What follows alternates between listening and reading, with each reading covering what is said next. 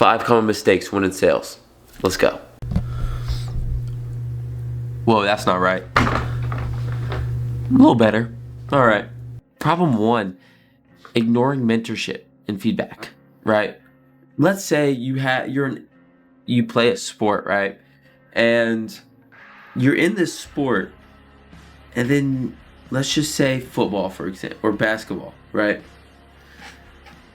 You're doing it. You think you're doing great. You probably are good, right? Let's say you're, you're varsity, or maybe starting or bench on a D1 team. That's great. That means you're a great player. But then you meet LeBron, you meet Jordan, you meet Curry, and then when working out in front of them, you're playing, you're doing your thing. You think you're doing great. And then they give you some tips, some feedback. And you're just like, what do you know? Like, think about how foolish that sounds, right? When you're taking feedback, when you're taking criticism from someone, and then you just say like, no. What? You got someone who's like the best in their league, in their genre, in their world, and just not taking feedback. That's like if I met Mr. Beast or David Dobrik or like the all times of YouTube, and they give me tips on YouTube videos, and I'm just like, but that's not my style though. What? Come on, that sounds foolish.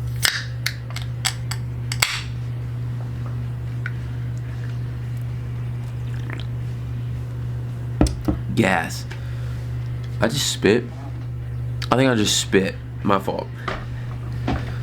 Second, not believing in what you're selling, right? Imagine going to a car dealership, and y'all have probably heard this example before because this is not new. I'm not inventing this idea or anything. But imagine going to a car dealership, and then you're asking the dude, like, yeah, dude, this car looks sick. Tell me about it. And he starts telling you, he lists off the whole fucking resume. And you're like, solid, dude. Have you driven it? No. I drive a Chevy. But you work at Ford? Why? And then you hear him scramble for words. Because it made more sense financially, or, it was a dumb decision. That whole list is out the fucking window now because they threw it away, right? It's all because they weren't representing and they didn't truly believe they were selling what's best. I can't sit here and say, like, Verizon, best service. Who do I have? AT&T. Why? I don't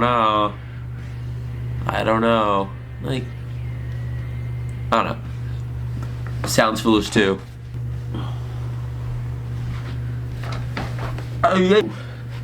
Bad idea to put that helmet on. My ears. You see how red my ears are? Oh my god. That hurt. You know what else hurts? Follow-throughs. People not following through with their customers. Not every sale you make in life is gonna be a right then and there moment. There'll be times where you'll, let's say, meet a girl, right? You'll chat her up, ask for her phone number.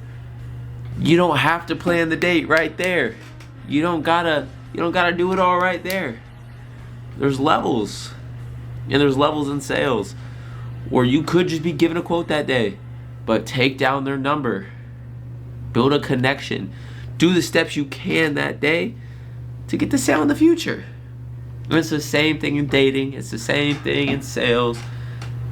It's the same thing in life. Not everything can be done that moment. Sometimes you gotta take a step back.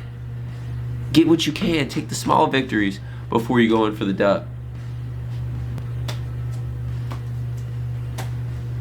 Ebbs and flows. It's not really a mistake.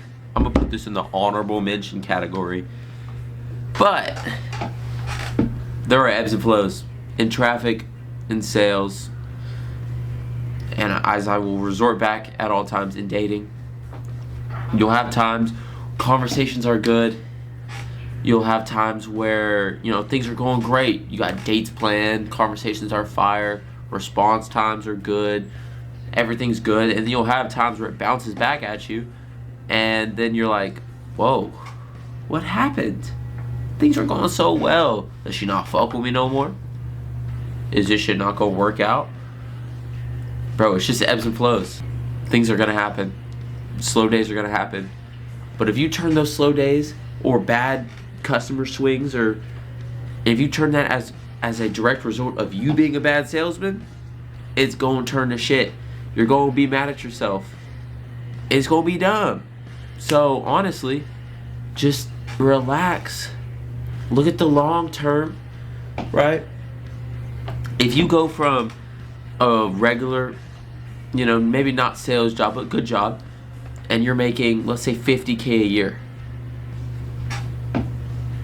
Now we're talking. That's good money. And then you go to a sales job, and you make $8K your first month, $10K your second month, $9K that third month, and that fourth month you make $4 or $5K, and you go, holy shit. Holy shit. I'm a bad salesman. I'm horrible. I need to quit. Go back to my career. Or let's say even worse, a 3K month. And you're like, oh my god, I'm horrible. Oh my gosh. I need to quit. Brother, look at the year. Look at the fucking year. Stop looking at that. You're setting yourself up for mental failure because you're putting yourself in a bad mental state. And that's just real. And lastly, since now we all learned to be wonderful salesmen, next we are going to take the Ducati for a ride of my beloved Ducati ride in there. And so we'll come to an end. Maybe some gym footage. I'll see y'all. Bitches love cannons.